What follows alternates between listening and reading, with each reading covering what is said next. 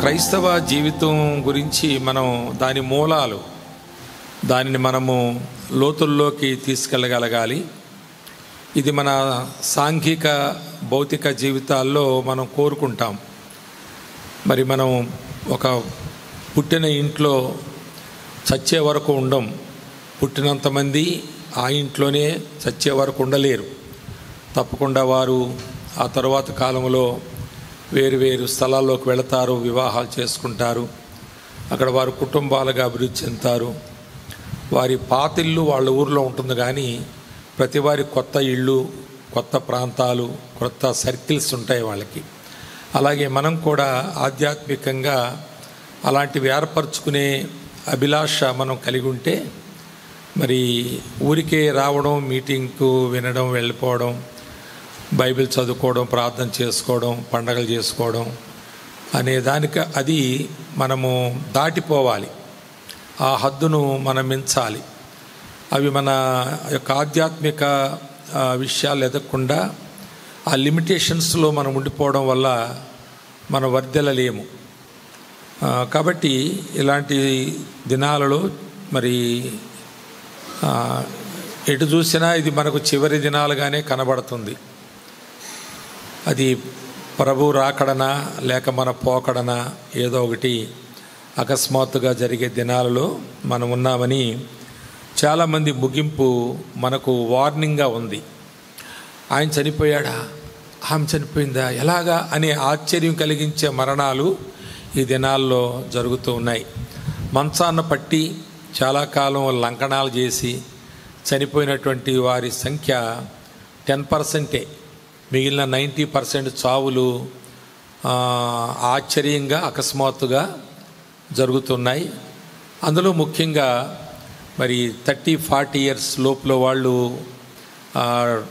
20 years దాటిన వాళ్ళు ఎక్కువగా చనిపోతున్నారు. స్టాటిస్టికల్గా మనం చూస్తే ఆ లెక్కలు అలాగే తెలియచేస్తున్నాయి. అందువల్ల మనం మరి జాగ్రత్తగా ఉండే దినాలు. అపొస్తలుల కార్యములు 3వ అధ్యాయము 10 వచనాలు నేను చదువుతాను, జాగ్రత్తగా వినండి. పగలు 3 గంటలకు ప్రార్థన కాలమున పేతురును యోహానును దేవాలయమునకు ఎక్కి వెళ్ళుచుండగా పుట్టినది మొదలుకొని కుంటివాడైన ఒక మనుష్యుడు మోసుకొని పోబడుచుండెను. వాడు దేవాలయములోనికి వెళ్ళు వారిని భిక్షమౌటకు కొందరు ప్రతిదినము వారిని శృంగారమును దేవాలయపు ద్వారమునొద్ద ఉంచుచూ వచ్చిరి. పేతురును యోహానును దేవాలయములో ప్రవేశింపబోవునప్పుడు వాడు చూచి భిక్షమడుగగా పేతురును యోహానును వారిని తేరి చూచి మా తట్టు చూడుమనిది.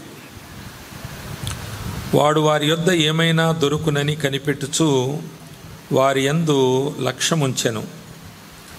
అంతటా పేతురు, వెండి బంగారములు నా యొద్ద లేవు, గాని నాకు కలిగినదే నీకిచ్చుచున్నాను. నజరేయుడైన యేసుక్రీస్తు నామమున నడువుమని చెప్పి వాని కుడి చెయ్యి పట్టుకుని లేవనెత్తెను. వెంటనే వాని పాదములను చీలమండలను బలము పొందెను. వాడు దిగ్గున లేచి నిలిచి నడిచెను. నడుచుచు గంతులు వేయచ్చు దేవుని స్తుతించుచు వారితో కూడా దేవాలయములోనికి వెళ్ళెను. వాడు నడుచుచు దేవుని స్తుతించుట ప్రజలందరూ చూచి శృంగారమును దేవాలయపు ద్వారమునొద్ద భిక్షము కొరకు కూర్చుండిన వాడు వీడే అని గుర్తెరిగి వానికి జరిగిన దానిని చూచి విస్మయంతో నిండి పరవశులైరి. ప్రార్థన చేసుకుందాం. పరమ తండ్రి, మా దేవ ప్రభువ, మీకు స్తుతులు వందనాలు చెల్లిస్తున్నాం. నీ దాసుడు మరి తన సంఘము క్షేమాభివృద్ధి పొందాలని, ఆధ్యాత్మికమైన లోతుల్లో ఉజ్జీవం రగలాలని, అది ఆర్పజాలని జ్వాలగా జీవితకాలం వెలగాలని, ఇలాంటి ఆశలతో ఈ మారుమూల ఈ గ్రామంలో ఈ ప్రాంతం కొరకు ఆయా ప్రాంతాల నుంచి నీ వాక్యమును ప్రేమించి సహవాసమును చేయుటకును వచ్చే వారి కొరకు చేసిన ఏర్పాట్లలో నీ బిడ్డలు ఎన్నో పనులు విడుచుకొని మానుకొని వాయిదాలు వేసుకొని ఈ స్థలానికి రావడం మీ ఆత్మ ద్వారా జరిగిన కార్యముగా, ఆ కార్యం ఇక్కడ ఈ ప్రాంగణంలో కొనసాగడానికి మీ ఆత్మ సంచారం మా మధ్యలో ఉంచిన దాన్ని బట్టి మీకు వందనాలు చెల్లిస్తున్నాం. మేమందరము కలిసి ఈ 10 వచనాలు జాగ్రత్తగా ధ్యానపూర్వకంగా మాట తర్వాత మాట చదువుకున్నాం. వాటిని మా గ్రహింపులోనికి మీరు జోడించి మా అవసరం మేరకు మీరు తెచ్చి మమ్మల్ని ప్రభువా దర్శించి మా జీవితాల్లో ఒక వినూతనమైన నీ దాసుడు ఇప్పుడు ప్రార్థించిన రీతిగా వచ్చినట్లు కాక మరొక రీతిలో నీతిలో మేము తిరిగి వెళ్ళడానికి మీ సన్నిధి సహాయం మాకు దయచేయండి. నీ దాసుడను నన్ను జ్ఞాపకం చేసుకొనండి ప్రభు. ఇక్కడ ఎవరైనా ఆయా బలహీనతలతో, జ్వరాలతో, దగ్గుతో, జలుబులతో, తదితరమైన అనారోగ్యాలతో కూడా వచ్చి ఉంటే వారి యొక్క ఆసక్తిని బట్టి వారిని ప్రత్యేక రీతిలో మీరు దర్శించి స్వస్థపరిచి మీ వాక్యము చేత వారిని బాగు చేయమని, బలపరచమని క్రీస్తు యేసు ప్రభువును బట్టి ప్రార్థించున్నాం తండ్రి. ఆమేన్, ఆమేన్. ఈ మొదటి మాట పైన గతంలో ఒకసారి సిద్దిపేట సంఘంలో వాక్యం చెబుతూ మొదటి వచనం, పగలు 3 గంటలకు ప్రార్థనా కాలమున పేతురును యోహానును దేవాలయమునికి వెళ్ళుచుండగా అనే మాటను చెప్పినప్పుడు కొంతమంది ఒక సమయాన్ని పెట్టుకొని, కొందరు స్త్రీలు మరి దేవాలయమునకు ప్రతిరోజు రావడం జరగడం చూస్తున్నాను, నేను వింటున్నాను కూడా. మరి వారు ఒక సమయాన్ని పెట్టుకుని దేవాలయంలోనికి ప్రార్థన చేయడానికి వెళ్ళడం అనే ఒక ప్రత్యేకమైన ప్రార్థనా కాలం ఉంటే బాగుంటుంది అని ఇచ్చిన సలహాను పాటిస్తున్నారు. దాని ద్వారా వారి ద్వారా సంఘం కూడా ఆశీర్వదించబడుతుంది.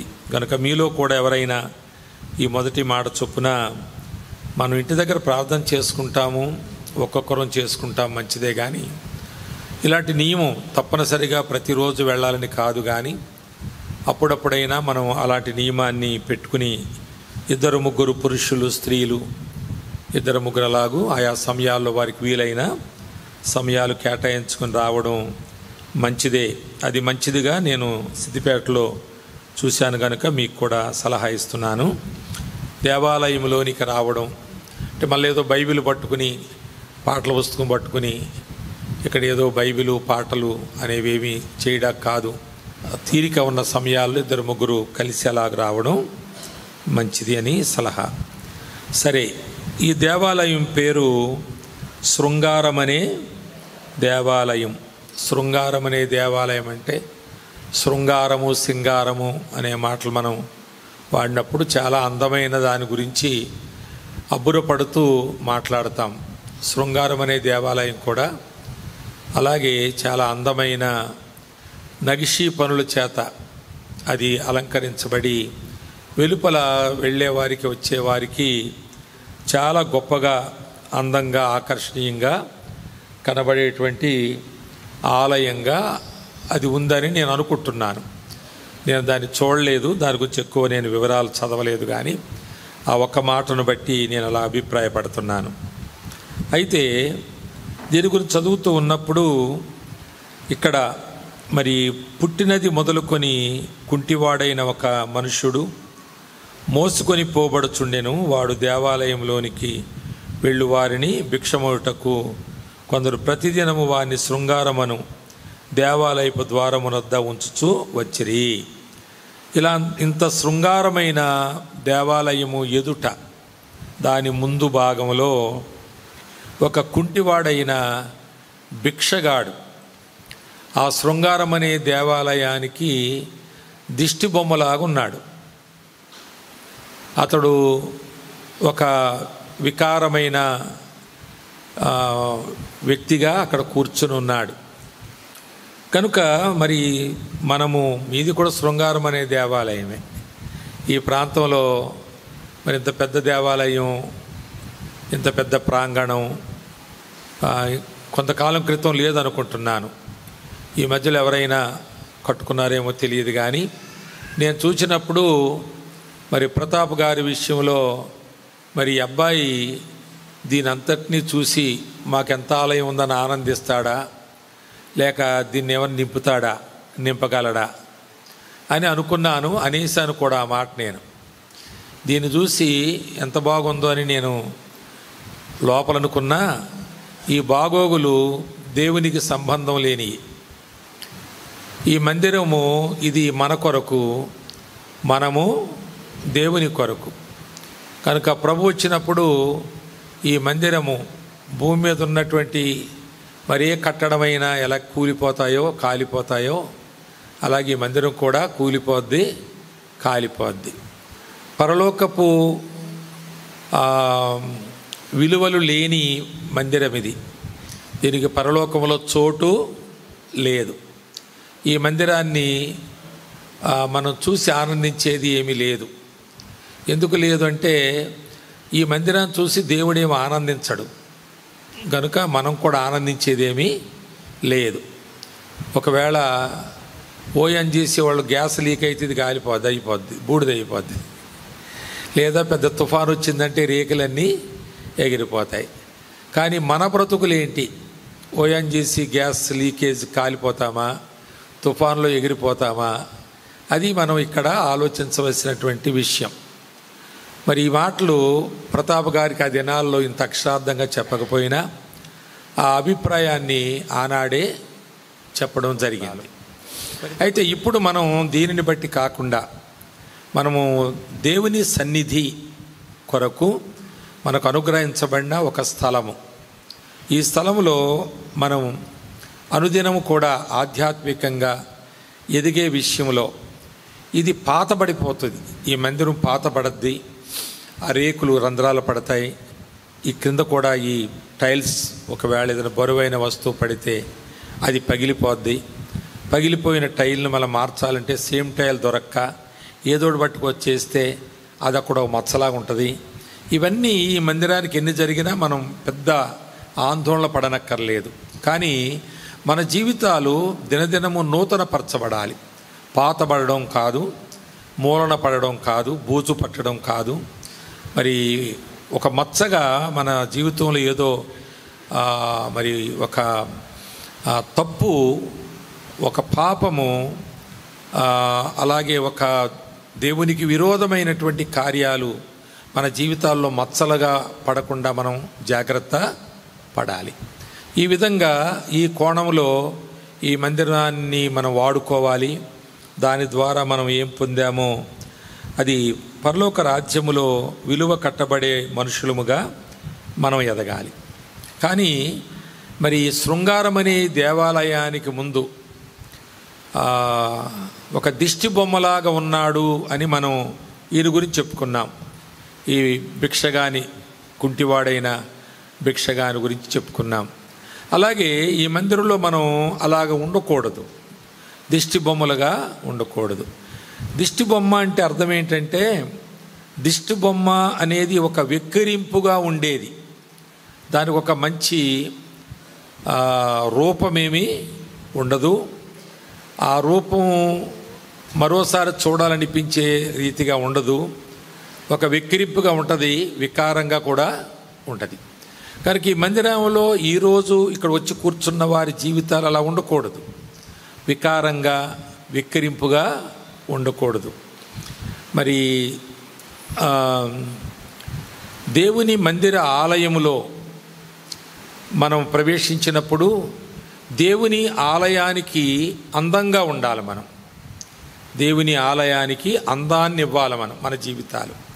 అలా ఇవ్వాలి అంటే ఒక వాక్యం మనం చదువుతాం కదా, 93వ కీర్తనలో 5వ వచనంలో ఆ మాట చదువుతాం మనం. నీ శాసనములు ఎన్నటికీ తప్పిపోవు యెహోవా, ఎన్నటెన్నటికీ పరిశుద్ధతయే నీ మందిరమునకు అనుకూలము. పరిశుద్ధతయే నీ మందిరమునకు అనుకూలము. అనుకూలము అంటే అదొక్కటే అనుకూలం. ఎందుకంటే ఎన్నటెన్నటికీ అనే మాట ఎట్ ఎనీ కాస్ట్ అంటామే అప్పుడప్పుడు మనం, అది దాని అర్థం అలాగిస్తుందన్నమాట. ఏది ఏమైనా కానీ దేవుని మందిరానికి మాత్రం ఒకటే అనుకూలము. ఎన్నటెన్నటికీ పరిశుద్ధతయే నీ మందిరమునకు అనుకూలము. మనలో ఎవరిలోనైనా ఆ పరిశుద్ధత లేకపోతే, ఒకవేళ ఏదైనా ఒక బరువైన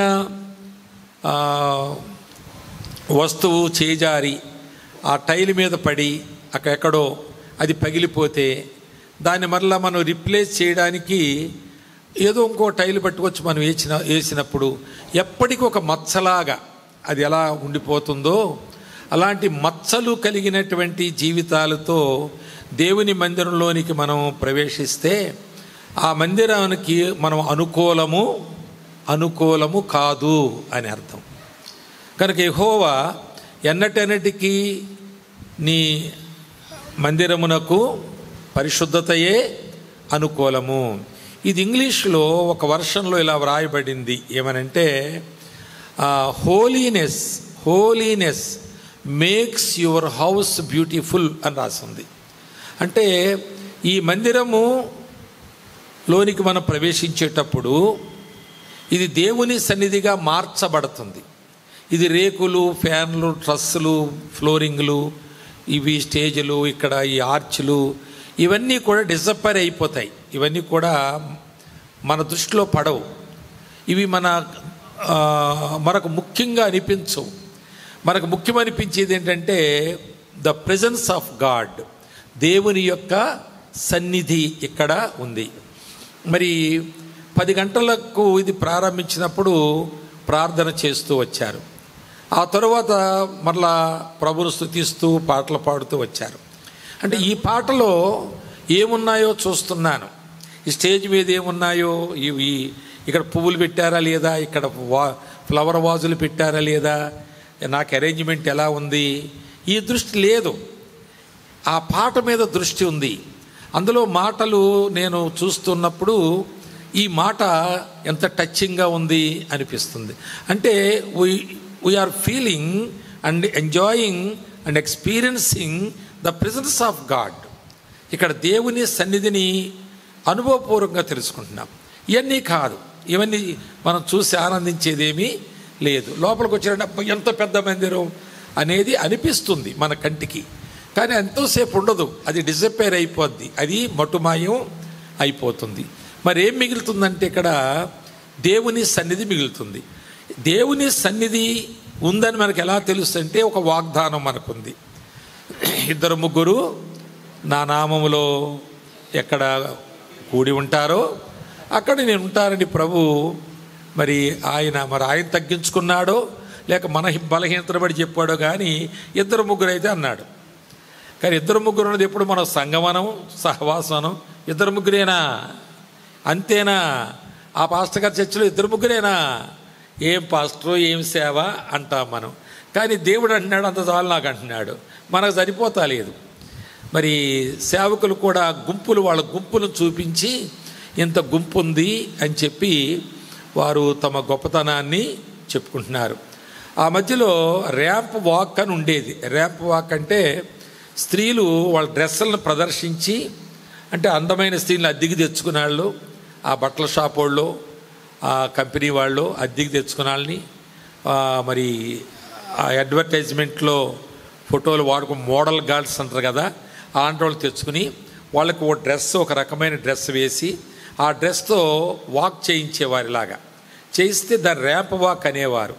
ర్యాంప్ వాక్ అనేది యూట్యూబ్లో మరి ఇప్పుడుందో లేదో కానీ ఒక కాలంలో బాగుండేది, యూట్యూబ్ వచ్చిన కాలంలో. అలాగ వాక్ చేస్తుండగా ఎంత బాగుంది ఆమె, ఆ డ్రెస్సు, ఆ కట్టుబడి ఎంత బాగుంది అని గబగబా కొనుక్కోవడానికి వెళ్ళిపోతారు. కింద అడ్వర్టైజ్మెంట్ ఉంటుంది ఆ షాప్ ఎక్కడుందో ఏంటో ఉంటుంది అన్నమాట. అలాగే ఈ దినాల్లో సేవకులు ర్యాప్ వాక్ చేస్తున్నారు. మరి ఈ మధ్యన చూస్తే విచిత్రం అనిపించింది నాకు. సేవకులు ఇలా డ్రెస్ చేసుకుని వెళ్తుంటే వాళ్ళు ఉంటే ముందు ఎవరో ఫోటోగ్రాఫర్సు, ఆ తర్వాత వీళ్ళకి వాళ్ళు ఏమంటారండి బాడీ గార్డ్స్, ఇలాంటి వాళ్ళు బౌన్సర్స్ అంటారు కదా, అట్లా బాడీ గార్డ్స్ ఉండడం ఏంటో విచిత్రంగా సేవకులు తమను తాము గొప్ప చేసుకోవడానికి మనుషుల్ని సమకూర్చుకుంటున్న దినాల్లో పాపం దేవుడు అంటున్నాడు, 2-3 నాకుంటే చాలులే బాబు నేను అనుకుంటానంటున్నాడు. ఎంత దేవుడు ఎంత తగ్గిపోయాడు వీళ్ళందరి ముందంటే, మామూలుగా తగ్గిపోలేదు దేవుడు, మామూలుగా సరిపెట్టుకోలేదు అనిపించేటువంటి స్థితి కనిపిస్తూ ఉంది. ఇలాంటి కాలంలో మనము ఆనందించేది కాదు, మన యందు దేవుడు ఆనందించేది ఏమన్నా ఉందా? ఈరోజు ఇక్కడికి మీరు వచ్చి తిరిగి వెళ్ళి ఇక్కడ ఏం జరిగిందో చెప్పి మీరు ఆనందించవచ్చు, వినేవాళ్ళకు కూడా ఆనందాన్ని కలిగించవచ్చు. కానీ దేవుడు నీ యందు ఏం ఆనందించాడో నువ్వు చెప్పాలి. ఈరోజు నువ్వు ఇక్కడ రావడం వలన నీవు దేవుణ్ణి ఏ విధంగా సంతోషపెట్టావు? ఏ విధంగా సంతోషపెట్టడం అంటే నీలో ఉన్నటువంటి యోగ్యతలు బట్టి సంతోషపెట్టవచ్చు, లేక నీలో ఉన్న తప్పులు దిద్దుకుని కూడా దేవుణ్ణి సంతోషపెట్టవచ్చు. There are 2 ways. 2 విధాలుగా ఏదో ఒక విధానాన్ని మనము కలిగి ప్రభువును సంతోషపెట్టవచ్చు. కానీ అది పెద్ద మనం కౌంట్లోకి తీసుకుంటలేదు, లెక్కల్లోకి రాణిస్తలేదు. అసలు ఈరోజు మొదటి రోజే చాలామంది వచ్చేసారు. మొదటి రోజే ఏదో ప్రసంగం బాగా జరిగింది, లేక కొత్త పాటలు భలే పాటలు అయ్యగారు మరి పాడించారు, అవి చాలా బాగున్నాయి అని చెప్పి ఇలాంటి వాటి మీద మన మనసు పెట్టేసుకుంటున్నాం. అంటే ఇలాంటివన్నీ మనకు ఆటోమేటిక్గా పరిగణలోకి వచ్చేస్తాయి. కానీ దేవుడు అంటున్న మాట ఏంటంటే, holiness only at any cost makes my house beautiful. పరిశుద్ధత అనేది మాత్రమే, ఏది ఏమైనా సరే పరిశుద్ధత మాత్రమే నా నివాస స్థలమునకు అలంకరణ. మరి పరిశుద్ధత అంటే ఎక్కడదా పరిశుద్ధత చెప్పండి, ఎందులో పరిశుద్ధత ఉందో చెప్పండి. ఇందులో ఎక్కడుందో పరిశుద్ధత చూపించండి ఎక్కడన్నా. ఇక్కడ పులిపీటు మొదలుకొని ఆఖరు వరకు, ఈ గోడల్లో, రేకుల్లో, ఫ్యాన్ల్లో, లైటింగుల్లో, కార్పెట్స్లో, ఇంకెందులోనైనా ఎక్కడైనా ఇది పరిశుద్ధంగా ఉందని చూపించండి. అసలు మిమ్మల్ని ఇంకో ప్రశ్న వేస్తాను. ఇది మన చెప్పులు లోపలికి ఎందుకు వేసుకురాము? పరిశుద్ధత, అవునా? ఇది పరిశుద్ధ స్థలం కాబట్టి, అవునా? నోట్స్ రాయి మరి ఈ మాట కూడా. మరి ఇంట్లోకి ఎందుకు వేసుకెళ్ళాం? మన ఇంట్లోకి చెప్పండి, మరి ఇంట్లోకి ఎందుకు వేసుకెళ్ళాం? ఇప్పుడు చెప్పులు ఇక్కడికి వేసుకురాము, లోపలికి అక్కడికి వేసుకెళ్ళాం మనం, అంతే కదా. తేడా ఏంటి మరి? పరిశుభ్రత కొరకు తప్ప చెప్పులు వేసుకెళ్ళకపోవడం పరిశుద్ధత కొరకు కాదు. మన చెప్పులు బయట ఉన్నాయి, నేను చెబుతుండే మాటలు ఇవి. చెప్పులు బయట ఉన్నాయి, మనమందరం లోపల ఉన్నాము. మరి మనమందరినీ ప్రభు పరీక్ష చేస్తాడు, పరిశుద్ధంగా ఉన్నామా అని పరీక్ష చేస్తాడు మనందరినీ. ఎంతమందిని తీసుకెళ్తాడు ఆయన? సెలెక్ట్ చేసుకుంటాడు. మనలో చేయి చూపించండి. నన్ను తప్పకుండా సెలెక్ట్ చేసుకుంటాడు అనేవారు చేయి చూపించండి. కొంచెం ఆలోచించవలసి వస్తుంది, చూపించగలం, మరి అలాగే అందరం పాతాళం పోయేవాళ్ళు ఏం కాదు, కానీ కొంచెం ఆలోచించవలసి వస్తుంది, నేనైనా మీరైనా మరెవరైనా. కానీ చెప్పులు లోపలికి వేసుకురాకపోవడం కారణం ఏంటంటే పరిశుభ్రత కొరకే. ఎక్కడైనా పరిశుభ్రత కొరకే కదండి. అయితే ఆ చెప్పులు చెబుతాయి, మీరెందుకు అందరూ బయట ఉన్నారంటే నీ మందిరం పరిశుభ్రంగా ఉండాకున్నాం మేము అండాకి చెప్పులు ఆలోచించి చెప్పక్కర్లేదు, టక్కని చెప్పేయచ్చు. కానీ మనం మాత్రం 1కి 2 సార్లు 2కి 3 సార్లు ఆలోచన చేసి చెప్పాలి. నేను పరలోకం తీసుకెళ్తాను, నువ్వు సంపూర్ణ పరిశుద్ధంగా ఉన్నావా అని అడిగితే ఈ పాప ఆలోచించాలి. నన్ను అడిగితే నేను ఆలోచించాలి. అబద్ధం చెప్తే ఆయన మనకు చూపిస్తాడు ఏంటో, మన కథ మనకి కళ్ళ ముందు పెడతాడు. కనుక ఇప్పుడు ప్రభు వస్తే మనందరూ పరీక్షిస్తే ప్రభుకి ఒక ఛాన్స్ ఆయన చెప్తాం సాయంకాలం రాయంటే వెళ్ళిపోతున్నాడు అనుకోండి. చెప్పులు అంటాయి, ప్రభువారు మేమైతే తప్పు చేయలేదు కదా, నీ మందిరాన్ని పరిశుభ్రంగా కాపాడడానికి ఎప్పుడు ఇక్కడే పడి ఉంటాం మేము, మమ్మల్ని తీసుకెళ్ళవని నీ రాజ్యం అంటే మనం బయటికి వెళ్ళిసరికి ఒక చెప్పు ఉండదు అంతే. ఎక్కడ పోతాయి? అన్నీ పరలోకం పోతాయి. అవునా కదా చెప్పండి. కనుక మనం ఏం చేస్తున్నామంటే దేవుని యొక్క మందిరానికి చెప్పులేసుకు రావడం అందంగా ఉండదు, అలంకరణగా ఉండదు, మర్యాదగా ఉండదు అని బయట విడిచిపెడుతున్నాం. కానీ మనము మన పాపాలతో, మన బలహీనలతో, మన వెక్కిరింపు జీవితాలతో సాక్ష్యము పోగొట్టుకున్నటువంటి కొన్ని ఏరియాస్, కొన్ని విషయాలు మన జీవితంలో ఎక్కడెక్కడో ఉన్న వాటితో స్వేచ్ఛగా వచ్చేస్తున్నాం, వెనక ముందు చూడకుండా వచ్చేస్తున్నాం. కనుక దేవుని మందిరంకి అందం నువ్వే. దేవుని మందిరానికి అందంగా నువ్వు లేకపోతే నువ్వు దేవుని మందిరానికి దిష్టిబొమ్మ అన్నమాట. నీవెవరవు? దిష్టిబొమ్మవు నీవు. దిష్టిబొమ్మ గురించి చెప్తాను వినండి. అది చూడ్డానికి వెక్కిరింపుగా ఉంటుంది, అవునా కాదా?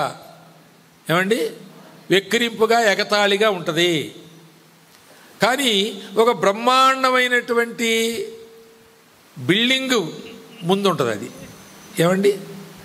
అందరికి ఏది కనపడితే చూసిరండి, అది దిష్టిబొమ్మ పెట్టడానికి కారణం ఏంటి చెప్పండి? దాని మీద దృష్టి పడాలని ఎవరిదైనా.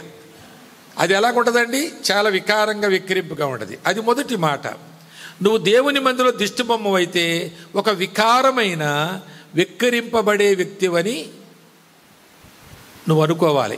ఈ రోజు నుంచి నోట్స్లో రాసుకోవాలి, హృదయంలో ముద్రించుకోవాలి, రోజు తలపోసుకోవాలి, జాగ్రత్తగా బ్రతకాలి. లేదంటే ఈ శృంగారం అనే దేవాలయానికి నువ్వు దిష్టిబొమ్మవు. దిష్టిబొమ్మలుండే రెండవది ఏంటంటే, దిష్టిబొమ్మ విలువైన పదార్థాలతో చేయబడదు. దిష్టిబొమ్మలు సాధారణంగా గడ్డితో చేస్తారు. దానికి విలువేమీ లేదు, ఎండుగడ్డితో చేస్తారు దాన్ని. కనుక నువ్వు దేవుని మందిరంలో దిష్టిబొమ్మ స్థానములోనే నువ్వు ఉంటే నువ్వు ఒక విలువలేని మనిషివి, నువ్వు విశ్వాసివి కాదు, విలువలేని విశ్వాసివి కాదు, విలువలేని మనిషివి. కానీ విశ్వాస వేషంలో ఉన్నావు. దిష్టిబొమ్మకు తలకాయ ఉంటుందా? కాళ్ళు ఉంటాయా? ఉండవా? తలకాయ ఉంటుందా? తల ఉంటుందా? కాళ్ళు ఉంటాయా? చేతులు ఉంటాయా? అన్నీ ఉంటాయా? బాగా బలంగా, బాగా రెడీగా ఉన్నట్టు ఆ దిష్టిబొమ్మను చేస్తారు. కానీ దానికి విలువ లేదు, విలువలు ఏమీ లేవు దానికి. ఇప్పుడు బిల్డింగ్ అంతా అయిపోయిన తర్వాత ఓపెనింగ్ దిష్టిబొమ్మ ఎక్కడ ఉంటుంది? పెంట మీద ఉంటుంది. ఓపెనింగ్ రోజు దిష్టిబొమ్మ అక్కడ ఉంటుందా? ఉండదు. ఎక్కడ ఉంటుంది? పెంట మీద ఉంటుంది. దాని బ్రతుకు పెంటకే అది తగిందంతే. అది వచ్చిన వాళ్ళు అందరూ చూసి ఆనందించే కొరకు దాని ముందేమీ పెట్టరు. పోల్చుకోండి ఒకసారి. ఇది చాలా మన గ్రామాల్లో, నేను గ్రామాలకు చెందినోడే కాబట్టి బాగా తెలుసు నాకు కూడా. ఈ దిష్టి బొమ్మకు ఏ విలువ ఉండదు, దాని పెంట మీద పడేస్తారు. ఉంచరా అంటే తీసి పడేంటారు. అదెందుకురా, ఆ దరిద్రం అక్కడెందుకురా, బిల్డింగ్ అందమే పోద్ది అంటారు కదా. కనుక నీవు దేవుని మందిరం యొక్క అందాన్ని తీసేస్తావు. నువ్వు ఎంత తప్పు చేస్తున్నావో, అది ఎంత పెద్ద నేరమో. అంటే holiness makes my house beautiful అంటే దేవుడు అన్నాడు, నీ పరిశుద్ధత నా మందిరమునకు అందం. అంటే నీవు దిష్టిబొమ్మవైతే అందాన్ని తీసేసే మనిషిగా నువ్వు లోపలికి వస్తున్నావు. నీ స్థానం ఏంటంటే పెంట. దిష్టిబొమ్మలో చెప్పుకోవాల్సిన మూడో మాట ఏంటంటే, దానిలో జీవం ఉండదు కానీ ఉన్నట్టే ఉంటుంది. నువ్వు దిష్టి బొమ్మవైతే జీవం ఉండదు నీకు, కానీ ఉన్నట్టే కనబడతావు. పాటలు పాడితే నువ్వే బాగా పాడతావు, చప్పళ్ళు కొడితే నీయే గట్టిగా కనపడతాయి, వాక్యం చదవమంటే రెఫరెన్స్ తొందరగా నువ్వే తీస్తావు. ఐఎమ్ సారీ, అలా తీసేవాళ్ళ గురించి నేను చెప్పడం లేదు ఈ మాట. కానీ కొందరు లేకపోలేదు అలాంటి వాళ్ళు. మరి కొంతమంది నేను ఎరుగుదును బాగా, కొంచెం నేను కొద్దిగా ఈ సంఘాల్లో కొంతవరకైనా ఆరితేరిపోయినాడు కదా. నేను వందల రకాలైన సంఘాలను చూశాను, మరి వేల రకాలైన విశ్వాసాలు నేను చూశాను. వాళ్ళు తమ తప్పులు కప్పుకోవడానికి దేవుని వాక్యం త్వరగా తెరిచి చదవగలిగిన వారు, కానీ ఇంకా పాటలు బాగా పాడేవాళ్ళు, గాస్పల్ సింగర్స్ లాగా వాళ్ళ స్వరం బాగుంటుందని ఈ సిస్టర్ ఎత్తుతాడు పాట అని మైకామికి ఇమ్మంటారు. ఈ బ్రదర్ ఎత్తుతాడు పాట ఎందుకంటే తాళానికి సరిపోయినట్లుగా, ఆ శృతి సరిపోయినట్లుగా ఏ స్కేల్లో ఎత్తాలో ఆ స్కేల్లో వాళ్ళు ప్రారంభించగలుగుతారు, అంత నైపుణ్యత కలిగి ఉంటారు.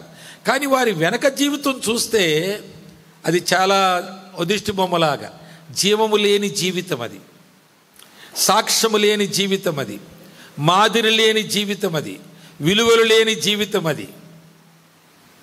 అది పెంటపాలయ్యే జీవితం, చివరికి పెంటపాలయ్యే జీవితం.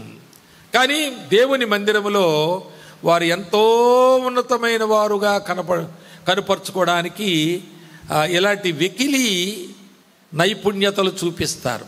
వాళ్ళ జీవితమే వెకిలి జీవితం. ఇక్కడ కూడా వెకిలి నైపుణ్యతలు చూపిస్తారు. అంటే మంచి ఆత్మీయులే పాడేవారు లేరా సంఘంలో? ఆత్మీయులే బైబిల్ తరోగా చదివి రెఫరెన్స్ క్విక్గా తీయగలిగిన వారు లేరా సంఘంలో? ఉన్నారు. వాక్యం చెప్పగలిగిన వారు లేరు. ఇప్పుడు ఒక బ్రదర్ గారు ఇక్కడ ప్రార్థన చేస్తుంటే ఆ ప్రార్థన నన్ను ఎంతో బలపరిచింది. ఆ బ్రదర్ ఎవరు నేను చూడలేదు, కానీ నేను ఎరగను, కానీ వారి ప్రార్థన నేను జాగ్రత్తగా వింటున్నాను, ఈ సర్దుకుంటున్నాను, వింటున్నాను కూడా. మరి ప్రార్థనలు ఏకీభవించాను లాస్ట్గా నేను కూడా. మరి నాకెంతో ఇంపుగా అనిపించింది ఆ ప్రార్థన, నన్ను బలపరిచిన ప్రార్థనగా ఆ మాటలు ఆయన వాడారు. ఆత్మీయులు కారని నేను అంటున్నానా? కానీ అలాంటి ప్రార్థనలు చేసి కూడా దిష్టిబొమ్మల్లా బతికేటాళ్ళు లేరా? మరి అది మీరే చెప్పండి. నేను మిమ్మల్ని నిందించడానికి ఏమైనా వచ్చానా? మీ ఊరు మేము ఈ జీవితాలు నేను ఎరుగుదునా? ప్రతాప్ గారు నాకేమైనా అక్కడ ఆ చీర కట్టుకుంటు చూడండి, ఈ వైట్ కలర్ ఉంటుంది చూడండి, ఆ సన్నగా ఉన్నది చూడండి, లేక ఆయన లావుగున్నాడు చూడండి, సెంటర్లో కూర్చున్నాడు చూడండి, పచ్చ సొక్కేసుకొని చూడండి అని నాకేం చెప్పాడా? ఇది ఫస్ట్ మీటింగే కదా. పోనీ మంచి సాయంకాలం మాట్లాడానంటే ఏదో చెప్పుంటాడు ఆయన అనుకోవచ్చు మీరు. నాకేం చెప్పాడా? మీరు ఎవరు వస్తారో ఆయనకి తెలియదు, నాకు తెలియదు. కాబట్టి దేవుడు నిన్ను కూర్చి మాట్లాడుతున్నాడంతే. ఇది not I or somebody else, ఎవరో మాట్లాడడం కాదు. ఇది ఎక్కడో మాట్లాడిన మాటలు మీకు చెప్పడానికి నేనేమైనా రికార్డ్ చేసుకుని లోపల సిప్పి పెట్టుకుని రాలేదు గొంతుకులో. దేవుడు మాట్లాడుతున్నాడంతే. దిష్టిబొమ్మ అన్నప్పుడు అది నీకు తగిలిందంతే. నీకు తగలకపోతే నువ్వు పిశాచివే, ఇంకా నువ్వు విశ్వాసివి కాదు. విశ్వాసులకు నటించే పిశాచివి అన్నమాట నువ్వు. అది నీకు తగిలితే నువ్వు మార్చుకుంటావు. ఇంత మంచి మందిరానికి, శృంగారం అనే దేవాలయానికి ఆ కుంటోడు భిక్షమడుకుండం ఏమైనా అందమా? ఎవరికైనా అలాగా ఆయన ఉండడం ఇష్టమా? అలాంటి వాడు దేవుని మందిరం వెళ్ళే వాళ్ళకి ఆటంకం కాదా? బతుకంతా ఎలా బతుకుతాడు? ఆదివారం వచ్చేసి పాటలు పాడతాడని విమర్శన చేసేవాళ్ళు ఉండరు. నీ ముందు కూర్చోరా? నాకు తెలియదు భలే పాడావని నేను అంటాను, కానీ నీ ఊరోళ్ళు, నీ ఇంటి పక్క వాళ్ళు భలే పాడావంటారా? మీ సంఘంలో ఉన్న వాళ్ళంతా అలాగే మెచ్చుకుంటారా? దేవుడు నిన్ను భలే వాడుకున్నాడు, ఇంత మంచి స్వరము దేవుడు నీకు ఇచ్చాడు, దేవుడు నువ్వు పాడేటప్పుడు దేవుడు నిన్ను ఆవరించి ఆయన ఆత్మచేత నడిపించాడని చెప్తారా? నేను అంటాను అలాంటి వాళ్ళకి తెలియక. కానీ ఆ బతుకంతా తెలిసిన వాళ్ళు అలాగనరు. నువ్వెవరవన్నమాట ఇప్పుడు చెప్పు. నీవు శృంగారం అనే దేవాలయంలో ఒక దిష్టిబొమ్మవు, నీకు ఏ విధమైన అందము లేదు, వెకిలిగా ఉన్నావు, వెక్కిరింపుగా ఉన్నావు, విలువ లేదు, జీవము లేదు. ఇలాంటి వారు దేవుని మందిరంలో ఎంతకాలం ఉన్నా పరలోకానికి వారికి సంబంధం లేని వారుగానే ఉండిపోతారు. సరే, ఇప్పుడు ఈ కుంటివాడు, ఈ భిక్షగాడు గురించి మనం ఆలోచన చేద్దాం. ఇంకా కొంచెం లోతుగా మనం వెళదాం. ఇప్పుడు అక్కడ దేవాలయం ఉంది. దేవాలయానికి వీడికి ఏమైనా సంబంధం ఉందా? లేదు. దేవాలయం అంటే దేవుని ఆలయం. దేవుడికి వీడికి ఏమైనా సంబంధం ఉందా? అది లేదు. దేవాలయానికి కొంతమంది భక్తులు వెళుతున్నారు, వాళ్ళకి వీడికి ఏమైనా సంబంధం ఉందా? అర్థమైందా మీకు? ఇప్పుడు ఏమర్థమైంది మీకు? వాడు ఇంకా గొప్ప విషయం ఏంటంటే, మనం అప్పుడప్పుడు చర్చకు వస్తున్నాం, ఆడు రోజు వెళ్తున్నాడంట. చూడండి ఆ మాట ఏమన్నా రాస్తుందో, ప్రతిదినము. ఏంటంటే 2వ వచనంలో ప్రతిదినము. అబ్బా, ఎంత మంచి బీలేవర్ అన్నట్టున్నాడు. అసలు దేవుని మందిరం వదలడండీడు అన్నట్టున్నాడు. దేవుని మందిరం వదలదన్నట్టున్నాడు, కానీ దేవుడికి వాడికి ఏ సంబంధం? ఎందరున్నారు ఇక్కడ ఇలాంటి వాళ్ళు? ఈ టైప్ వాళ్ళు ఎందరున్నారు? నేను మీ మీద నిప్పులు పోతే కూడా మీరు దేవుని చేత అంగీకరించబడిన విశ్వాసులైతే మేము కాలకుండా ఉంటామన్న వాళ్ళ మీద కొన్ని నిప్పులు పోతే నాకేమని తెలుస్తారేమో ఎవరన్నా. పోసుకోండి అయ్యగారు, మీ నిప్పులు అగ్ని పరీక్ష చేయండి అంటే, నేను చేట నిప్పులు తెచ్చి నీ మీద పోస్తే కూడా నిప్పులు ఆరిపోవాలి. నీ భక్తికి, నీ పరిశుద్ధతకి, నీ యోగ్యతకి, నీ విశ్వాస జీవితానికి, నీ ప్రార్థనా జీవితానికి, నీ నిరీక్షణ, దేవుని సన్నిధిలో ఆయన మందిరానికి నీవు అందమైనటువంటి విశ్వాసమని దేవుని చేత అంగీకరించబడితే నిప్పులు ఆరిపోతాయి. అమ్మా నీకు వందనాలమ్మా, నిజంగా నువ్వు నిలబడ్డావమ్మా అని నేను దండం పెట్టి మా ఊరు పోతాను. నేను నువ్వు కాలి బూడిదైపోతే నాకు సంబంధం లేదు అనేది ఏదైనా ఒక పరీక్ష మనం పెడితే ఇక్కడ నిలిచే వాళ్ళు ఎంతమంది? అమ్మా ఇలాంటి వాడిని పిలిచారేంటంటున్నారా? మీరు అలా అనుకుంటే ఇంకా మోసంలో సాగుతారంతే. పోయండి, నన్ను పాస్టర్ అంటారు, అయ్యగారు అంటారు, మరి ఏమంటారు మీ పాస్టర్ గారు, కానీ పోయండి, నా మీద పోయండి తెచ్చి మీరు అని అలా కూర్చోండి. నేను నిజంగానే అక్కడ పొయ్యిలో నిప్పులు తెచ్చి నీ మీద పోస్తే నిప్పులు ఆరిపోవాలి. అలాంటి ఒక ఛాలెంజ్ జీవితం నేను జీవిస్తున్నాను ఈ మందిరంలో అనే వ్యక్తిగా ఉంటే అప్పుడు నువ్వు దేవుని సంబంధివే అని అర్థం. నాది కొంచెం యాసిడ్ టెస్ట్ లాగా ఉంది. ఈయన మీద పోతే బతుకుతాడని మీరు అందరూ అనుకున్నారే కొంతమంది. ఆ దిష్టిబొమ్మలు ఉంటాయి కొన్ని, అలా అనుకునే దిష్టిబొమ్మలు. కనుక నేను మీకు ఉదాహరణగా చెబుతున్నాను, మీకు అర్థం కావడా చెబుతున్నాను. మీరు నిప్పులు పోతే నేను కాలిపోతాను, చచ్చిపోతాను. నేను శరీరం ఉన్నా, బట్టలు ఉన్నాయి, అంటుకుంటాయి. పెట్రోల్ పోసి తగలబెడితే తగలాడినా నేను. అది విషయం, అది కాదు, మీకు అర్థమయ్యేలా చెబుతున్నాను దాన్ని. ఎంతోమంది మరి అలాంటి భక్తులు పాతకాలంలో పరీక్షలు నిలబడ్డారు. సింహాల బోన్లో వేస్తేనట సింహం వెనకపోయిందంట. సింహాల బోన్లో పడేశారు. పడేస్తే ఆయన లోపలేసాడు రాజు. ఒరే వాడిని ఏంట్రా, వాడిని పీకు తినడం నేను చూసి ఆనందిస్తాను అన్నట. మార్కో పోలో గురించి చెప్తారు కదండి ఆ మాట. అలాంటి చరిత్ర లేకపోలేదు. ఆ పరీక్షకి ఈనాడు మనం వస్తే, మనం నిలబడితే ప్రభు మనల్ని తప్పకుండా నిలబెట్టి ఈ కాలపు ఆ మార్కో పోలో లాంటి వాళ్ళుగా చేస్తాడు మనల్ని ఆయన. ఈ కాలంలో ఆ పరీక్షను బట్టి ఈ సంఘానికి ఏదైనా ఉద్యమం కలిగించే ఉద్దేశం దేవునికి ఉంటే నిన్ను తప్పకుండా నిప్పులారిపోతే నువ్వు బతుకుతావు. ఇదేదో మనము పరీక్షలు పెట్టుకుని ఛాలెంజింగ్గా సవాలుగా చేసేది కాదు. దేవుని ఏర్పాటైతే తప్పకుండా అది జరుగుతుంది. ఆ లోపల పడేస్తే ఆ సింహం వెనక్కి వెళ్ళిపోయాడు, కూర్చుందంట, మూల కూర్చుందంట. ఏమండి, ఇలాంటి సాక్ష్యాలు లేకపోలేదు. మరి అలాంటి పరీక్షలకు నిలిచిన వాడు అవును ఈయన దేవుని భక్తుడు, ఈయన దేవుని బిడ్డ, దేవుడు ఆయన యందున్నాడు. ఇప్పుడు దానియేలు సింహాల గుహలో వేశారు. దానియేలు సింహాల గుహలో వేస్తే ఒక ఆయన అన్నాడు, వర్ణించాడు అలాగా, పైనుంచి ఆయన్ని పడేశారంట అందులో. మరి అని మనకల్లా తెలుసు. ఆ తరువాత కొన్ని ఫ్యామిలీస్ని వేశారు. అందులో వేస్తే మధ్యలోనే పట్టుకుని ఎముకలు కూడా కొరికేసినాయి. అంటే మధ్యలోనంటే అక్కడ పైనుంచి గెట్టేశారు అన్నమాట లోపలికి, ఆ గుహలోకి వేశారు. దానియేలుని వేస్తే మరి రాత్రంతా ఆయన మళ్ళీ ప్రార్థన చేసుకుంటున్నాడు కదా, చేసుకుంటున్నాడా? దాన్ని నేను ఎట్లా అభిప్రాయపడ్డానంటే, ఆయన రూమ్లో ప్రార్థన చేసుకుంటున్నాడు, రాజు కంప్లైంట్ వెళ్ళింది, అయిష్టంగానైనా ఆయన శాసనం ఉంది కదా, అది దాన్ని నెరవేర్చాలి కనుక, సరే మరి సింహాల గుహలో వెయ్యాలి కనుక దానియేలుని వేసేయండి అన్నాడు, మనసులో ఇష్టం లేకపోయినా. అయితే వేసేయడానికి వెళ్ళినటువంటి వాళ్ళు ఆయన పట్టుకున్నారు, ఆయన తీసుకెళ్తున్నారు, సింహాల గుహలో వేసేశారు. వాళ్ళు పట్టుకున్నారు. కానీ దానియేలు ఏం చేస్తున్నాడు అప్పుడు? ఇది నా అవగాహన చెప్తున్నాను మీకు. దానియేలు ఏం చేస్తున్నాడు? నన్ను ఎందుకు పట్టుకున్నారు, నేనే తప్పు చేశాను అట్లా ఆయన అంటున్నాడా? నా అవగాహన ఏంటంటే ఆయన ప్రార్థనలో ఉన్నాడు. ఆయన తీసుకెళ్తున్నారు, వీళ్ళంతా మోసుకెళ్తున్నారు. దానియేలు ఏం చేస్తున్నాడు? ప్రార్థనలో ఉన్నాడు. సింహాల గుహలో పడేశారు. దానియేలు ఏం చేస్తున్నాడు? ఒక ఆయన అంటాడు, మరి నేను అనుకున్న దానికి కారణం అదనమాట. ఆయనకి వేసినప్పుడు ఆ కింద దెబ్బ తగలకుండా సింహాలన్నీ అలా పరుపులా పడుకున్నాయంట.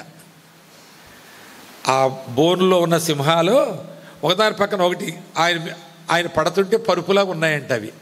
మళ్ళీ అక్కడేం చేస్తున్నాడు? ఆయన ప్రార్థన చేసుకుంటున్నాడు. ఇవన్నీ పరుపులాగా ఉన్నాయి, ఆయన ప్రార్థనలో ఉన్నాడు. అర్థమైందండి? ఇలాంటి గొప్ప పరీక్షలు అవి అబద్ధమా? అవి కథనాది? అది దేవుడు ఈ దినాల్లో నిన్ను నన్ను పరీక్షించడానికి చేస్తే మనం గెలవాలి. ఆ ఆలోచన మనకు ఉండాలి. ప్రభు, ఆ గెలుపు, అలాంటి గెలుపు నాలో లేకుండా నేను నీ బిడ్డనని చెప్పుకోవడానికి ఎలా వీలవుతుంది అని ఒక ప్రశ్న పుట్టాలి మన లోపల, ఒక ఆవేదన కలగాలి మన లోపల. ఆయన ఎంత పరిశుద్ధంగా లేకపోతే ఆ తర్వాత పడినటువంటి సింహాలు ఫ్యామిలీస్ ఉన్నాయే, అన్నిటినీ కొరికేసిన సింహాలు, ఆకలితో ఉన్న సింహాలు, ఈయన లోపల ప్రార్థనలో ఉన్నాడా? ఆ రోజు సింహాలకు భోజనం లేదంట, ఏమి లేదు వాటికి. ఎందుకు? పరుపు కదా, కదలకూడదు ఇవి. ఆయన డిస్టర్బ్ అవుతాడు ప్రార్థనలో ఉన్నవాడు. ఇంకొక దైవజనుడు ఏమి రాశాడంటే, సింహాలు దానియేలు వస్తుంటే వెళ్ళబోయారంట. దానియేలు దేవుని వాసన వచ్చాడంట వాటికి. దానియేలు ఏం వాసన వచ్చాడు? వాటి సృష్టికర్త యొక్క స్మెల్ అటది. మమ్మల్ని సృష్టించిన వాడు ఏంటి మా దగ్గరకు వస్తున్నాడు బాబోయ్ అనుకుని అవి భయపడిపోయినాయి అంట. ఇంకొక ఆయన అలా వర్ణించాడు. ఏది ఏమైనా ఒక పరీక్ష అది. ఎవరికి? నీతిమంతుడైన, నిర్దోషి అయినా, యథార్థవంతుడైన, పరిశుద్ధుడైన, దేవునికి మహిమ తేవాలి అనేటువంటి ఆశతో తన ప్రాణాన్ని కూడా లెక్క చేయనటువంటి దానియేలులో నుండి సింహాలకు వచ్చిన వాసన దేవుని వాసన అండి. ఎంత మంచి మాటలు దైవజనులు ఆలోచించారండి. అప్పుడు రాజు స్వరం దానియేలు విన్నాడు. నేనేమనుకుంటున్నానంటే, డ్యూటీకి టైం అయింది ఆయనకి. అప్పుడు ఆయన ఆఫీసర్ కదా, ఆయన వెళ్ళిపోవాలి కదా, డ్యూటీకి టైం అయింది. ఇక ఆయన ఇప్పుడు ప్రార్థన ముగించుకున్నాడు. ఇక రోజు ఉందక వాక్యం ఉంది కదా ఆ మాట, 6వ అధ్యాయం దానియేలు గ్రంథంలో 10వ వచనంలో ఆ మాట ఉంటుంది. ఆయన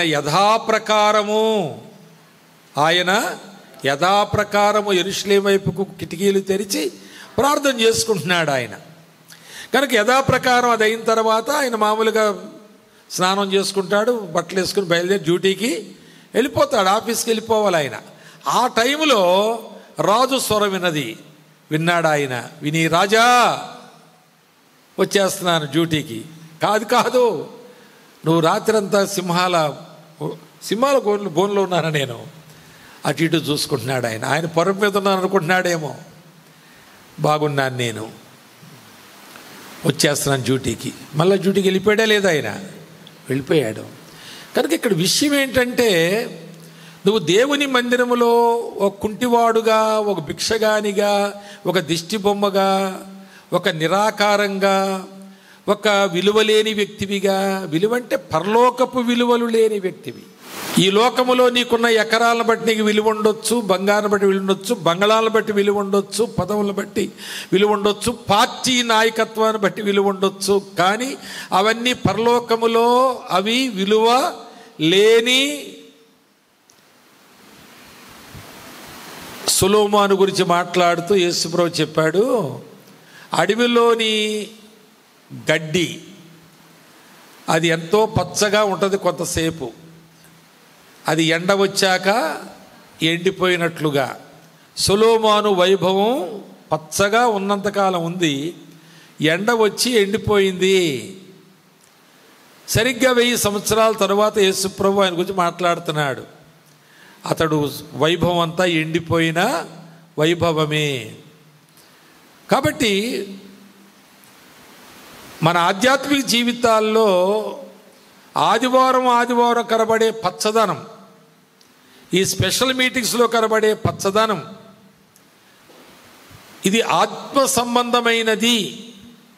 కానీ బయటికి వెళ్ళాక ఆస్తులకు సంబంధించింది, పరిపాలకులు పదవులకు సంబంధించింది, లేక నీ కులానికి సంబంధించింది, నీ యొక్క తాత ముత్తాతల యొక్క వారి జీవితాల్లో ఉన్నటువంటి ఆనాటి వైభవాన్ని ఈనాడు నువ్వు చెప్పుకుంటూ నీ విలువలను పెంచుకున్నావో, కాపాడుకున్నావో, ప్రదర్శించుకున్నావో, ఆ విధమైన విలువలకు పరలోకములో ఆ గడ్డి ఎండిపోయింది ఎలాగో అలాగే నీ కూడా ఎండి గడ్డితో సమానం. నీ కులము పనికిరాదు, నీ ఆస్తి పనికిరాదు, నీకున్నటువంటి ఏ విధమైన గౌరవ మర్యాదలు భూ సంబంధమైనవి అవి పనికి రానే రావు.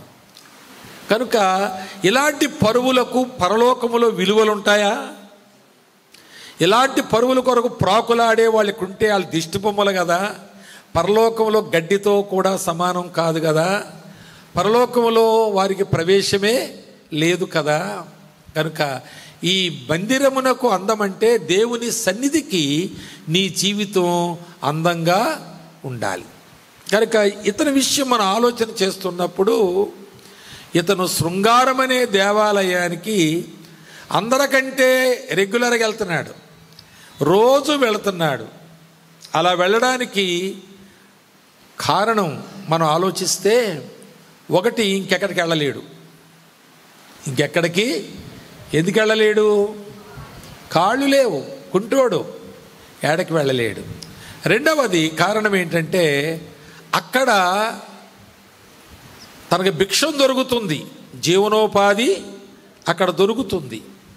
ఈ రోజున నేను ఈ మాటను నేటి క్రైస్తవ్యంలోకి తీసుకెళ్తే తండోపతండాలుగా చాలామంది ఈ యొక్క కుంటివాని వలె వారు ఒక నిస్సహాయమైన జీవితాల్లో జీవిస్తూ, ఎక్కడ వారికి మేలు కలుగుతుందంటే అక్కడికి వెళితే ఆ స్వస్థతశాలలోనో లేక క్రుసేడ్లోనో లేక ప్రకాష్ గారు వస్తున్నారు కదా, ఆయనతో ప్రార్థన చేయించుకుంటే పిల్లలు పుడతారంట, జబ్బులు పోతాయంట, అక్కడ ఆ బోధకుడు ఇక్కడ ఈ బోధకుడు అని చెప్పి తండోపతండాలుగా జనులు అలాంటి వాటి కొరకు అలాంటి స్థలాల్లో ఎక్కడ జరిగితే అక్కడికి ఎన్ని పనులు మానుకొని వెళ్తున్నారు. నిన్న ఒక ఆయన సాక్ష్యం వింటున్నాను నేను. ఆయన అంటున్నాడు, మీరు ఎలా నమ్ముకున్నారు హైందవ కుటుంబానికి చెందిన మీరంటే, అబ్బే నేను నమ్మలేదండి, మా భార్య నమ్మిందండి. ఎందుకు నమ్మింది మీ భార్య అంటే, మేము ఒక ఇంట్లో అద్దెకున్నామండి, ఆ ఇంటి ఓనర్స్ కుమార్తె చర్చికి వెళ్తుంది కాబట్టి అక్కగారందో ఆంటీ గారందో రండి, మీరు రండి, మీ బొట్టు మీరు ఉంచుకోండి, మీ కట్టు మీరు ఉంచుకోండి, అన్నీ ఉంచుకోండిగా నా కూడా రండి అని నెమ్మదిగా మా ఆవిడని అలవాటు చేసింది, మా ఆవిడ నాకు అలవాటు చేసింది, కాబట్టి నేను కూడా అందులోకే దిగాను అనే రకాలు ఎన్నున్నాయో ఇక్కడ దిష్టి బొమ్మల్లాగా ఈ మందిరంలో. ఇక్కడ ఇప్పుడు నిప్పులదేనా కూర్చుంటారా? నేను ఆ రకం కాదన్న వాళ్ళు కూర్చుంటారా? మీదేస్తాను.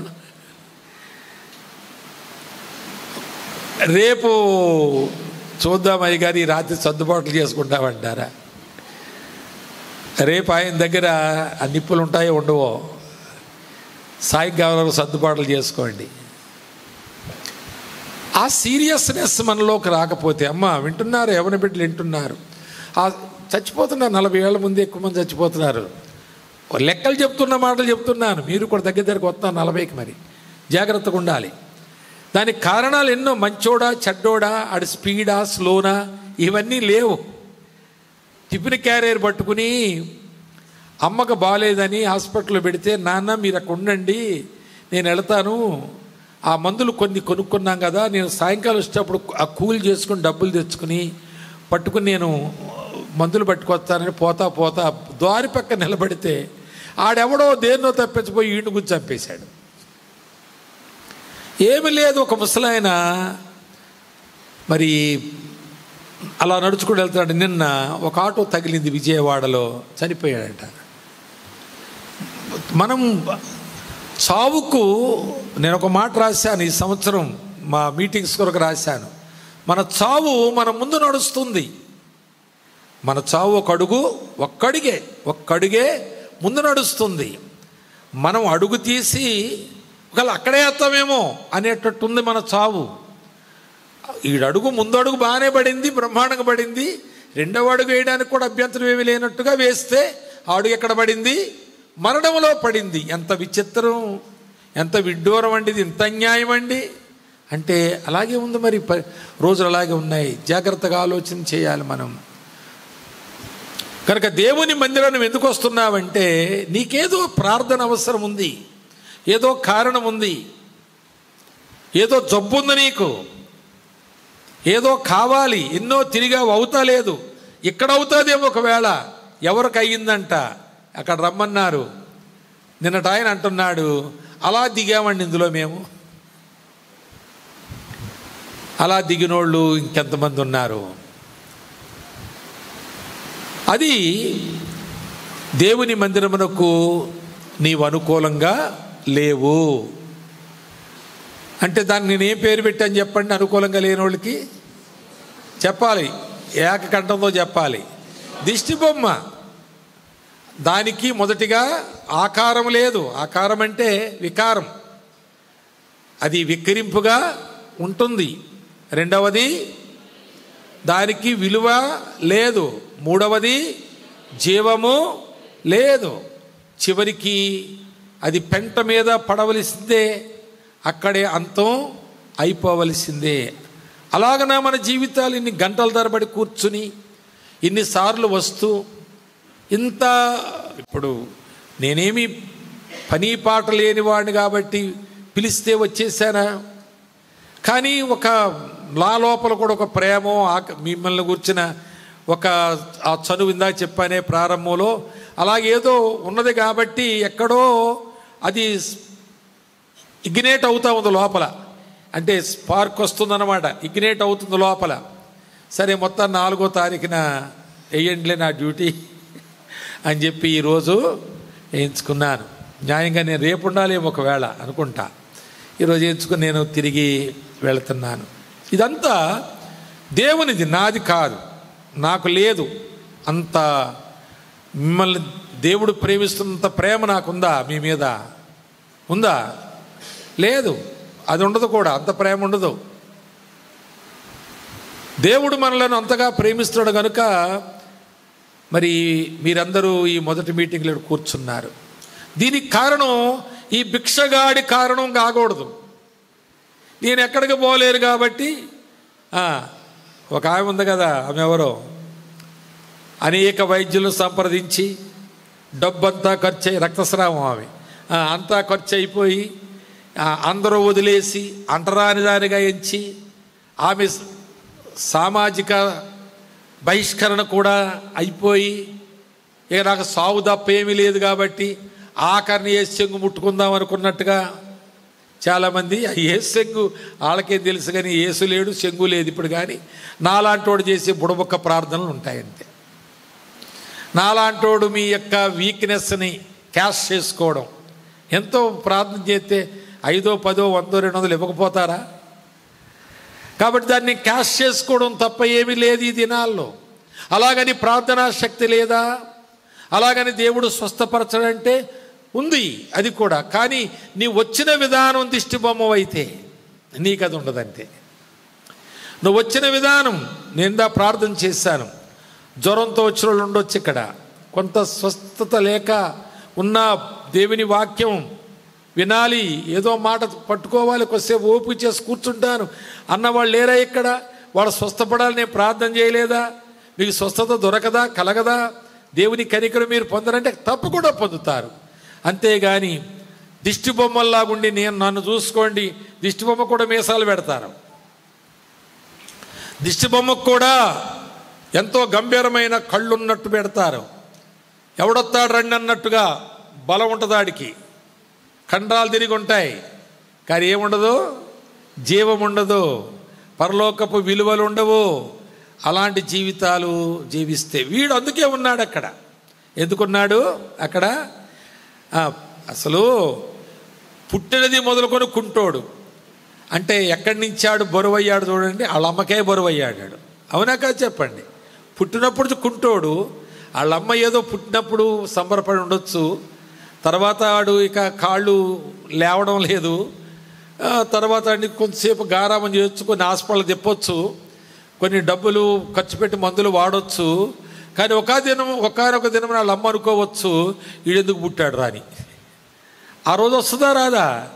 ఈడు పుట్టకపోయి అయిపోయినరా, పిల్లలు లేకపోయి అయిపోయినరా, ఈడెందుకు పుట్టాడురా, నేనేం పాపం చేశాను, ఈడు పుట్టాడు నాకు అనుకుంటూ పాలు ఇవ్వాలా వద్దా, భుజాన్ని వేసుకోవాలా వద్దా? పీక నొక్కి చంపదే కానీ ఆడు దత్తే బాగుండని ఎన్నోసార్లు అనుకుంటుంది. అలా కొంతమంది సంఘంలో ఉన్నారండి. అంటే ఎందుకు వస్తున్నారో అర్థం కాదు, ఎందుకున్నారో అర్థం కాదు. వారి వలన మరి బరువే, వాళ్ళ అమ్మకి కన్న వాళ్ళకే బరువు అండి. ఒకవేళ ప్రతాప్ గారు మీకు అక్కడక్కడ కలిసి బాగున్నారని అడిగి ఓ పత్రిక ఇచ్చి ప్రభుని నమ్ముకోండి అని చెప్పి మీ కొరకు ప్రార్థన చేసి మీరు నమ్ముకోవాలని దేవుని దగ్గర ఉపవాసాలుండి ఆ విధంగా మీరు వచ్చుంటే, మిమ్మల్ని చూసి ఆయన ఆనందించాలంటే నువ్వు కుంటోడిగా భిక్షగాడిగా ఉండకూడదు, మరి దిష్టి బొమ్మలాగా ఉండకూడదు. ఇక్కడ నువ్వు అలాగ వచ్చుంటే నువ్వు ఒక షేప్ అవుతూ ఉండాలి, నీ యొక్క రూపము దిద్దబడుతూ ఉండాలి. చాలామంది ఆ విధంగా వస్తున్నారు, కానీ ఎక్కడో ఒకసారి అలా బాధపరుస్తున్నారు. పగుండొచ్చా, కక్ష ఉండొచ్చా, నన్ను అన్నవాడిని నేను అనాలి లేక అనిపించి నేను సంతోషించాలనే మనసు ఉండొచ్చా? చెంప మీద కొడితే చెంప తిప్పే మతం కదా మంది. ఆ మతమేనా? చెంపలాయించే మతమా? చెంప తిప్పితే కొడితే చెంప తిప్పే దాంట్లో ఉన్నాం కదా. ఆడా మాట అంటే నేనెంత బాధపడతాను, దిష్టి బొమ్మ అనుకుంటానా లేదా? కనుక ఆనాడు ప్రతాప్ గారు మీకు చెప్పి పత్రిక ఇచ్చి ప్రార్థన చేసి అప్పుడు కనపడి రెండుసార్లు అంటే పిలిస్తే ఏదో ఆయన మర్యాద కొరకు లేక మీకు ఏదన్నా అవసరం ఉండి ప్రార్థన చేయించుకుందని వస్తే వచ్చి ఉండొచ్చు. కానీ మీరు షేప్ అవ్వాలి, మీరు రూపుదిద్దుకోవాలి, రూపం మారాలి. అలాగుండడానికి వీలు లేదు. ఇంక అలాగే ఉండుంటే నువ్వు దిష్టి బొమ్మ అంతే. అంతేకాదు, నీవు ఈ దేవాలయం మీద, దేవాలయం వెళ్ళే వాళ్ళ మీద ఆధారపడే ఒక బ్రతుకు, దేవుడితో సంబంధం లేదు, దేవాలయంతో సంబంధం లేదు, దేవుని మందిరికి వెళ్ళేవారితో సహవాసము. అందులో ఎవరన్నా బ్రదర్ ప్రైజ్లాడు అనగలడా? ఆడంటాడు ఎవరినన్నా? ఆ కుంటోడు భిక్షగాడు ఆ దిష్టి బొమ్మలాగా ఉన్నాడు, లోపలికి వెళ్ళాడు, దిష్టి బొమ్మ ఉండదు పైన. మనం లోపలికి వెళ్తుంటే మనకి విష్ చేస్తుంది ఆ దిష్టి బొమ్మ. సార్ బాగున్నారా, కనబడుతుంది ఈ మధ్యన అంటారా? కనుక లోపలికి వెళ్ళే వాళ్ళతో సహవాసము లేదు, దేవునితో సంబంధం లేదు, దేవాలయంలో తాను ప్రవేశము లేదు, అలాగే దేవుని బిడ్డలతో సంబంధము లేదు. కానీ ఎందుకుంటున్నాడు అక్కడ అంటే తన అవసరము తీర్చుకోవడం కొరకు, తన బ్రతుకు తెరువు కొరకు, తన లాభము కొరకు. ఆ విధమైన జీవితం ఇక్కడ ఎవరైనా జీవిస్తుంటే నేను చాలా బాధతో ఈ మాటలు చెబుతున్నాను. ఒకానొక రోజున నీ జీవితము పెంటతో ముగింపు అవుతుంది. పెంట మీదే నువ్వు ఎండప్ అవుతావంతే, అంతకు మించి ఎక్కడ లేదు. ఈ మాటలు దేవుని మాటలు. నువ్వు ఏదో అయి ఉండొచ్చు ఈరోజు, కానీ ఒకరోజు పెంట మీద ఉంటావంతే. ఈరోజు నువ్వు పల్లకీలో ఉండొచ్చు, కానీ తప్పకుండా నేను ఈ మాట సత్యం చెబుతున్నాను, శాపం పెడతా లేదు, సత్యం చెబుతున్నాను. ఇప్పుడు నువ్వు పల్లకీల మీద ఊరేగొచ్చు, కానీ ఒకానొక దినమున పెంట మీద నీ ముగింపు ఉంటుంది. ఒప్పుకుంటారు? ఒప్పుకోరా? ఒప్పుకోలేకపోయినా ఒప్పుకోవాలి, తప్పదు. తర్వాత ఇంకొక మాట మనం చూద్దాం. ఈ లోపులో దేవుని సేవకులు వెళ్ళారు మందిరానికి. ఇద్దరు దైవజనులు వెళ్తున్నారండి. పేతురు యోహానులు వెళుతున్నారండి. ఆడ అదృష్టం ఎంత బాగున్నదండి. ఇద్దరు దేవాలయమునకు వెళ్ళడం, ఇద్దరు ఉద్దండులైన సేవకులు వెళుతున్నారు. ఒకసారి ఎరుకో మార్గంలో యేసుప్రభు వెళ్తున్నాడు. అక్కడ భర్తమై ఉన్నాడు. అతడు పుట్టుగుడ్డోడు, తర్వాత త్రోవ ప్రక్కన ఉన్నాడు, తర్వాత భిక్షం అడుక్కుంటున్నాడు. అది అతని యొక్క స్థితి. ఆ దారిని యేసుప్రభు వెళ్తున్నాడండి అని చెప్పారు. విన్నాడు. అడుగుల చప్పుళ్ళు ఎక్కి వెళ్తున్నాయేంటి, జనసమూహాల్లాగా ఉన్నాయి, ఈ దారిని ఇంతమంది ఎందుకు వెళ్తారంటే యేసుప్రభు వెళ్తున్నాడు. ఆయన ఎందుకు వెళ్తున్నాడు చెప్పండి మీరు? చక్కని చదివారు, చదవలేని వాళ్ళు ఎవరు ఉన్నారు ఇక్కడ? ఎప్పుడో చదివి పడేశారు దాన్ని.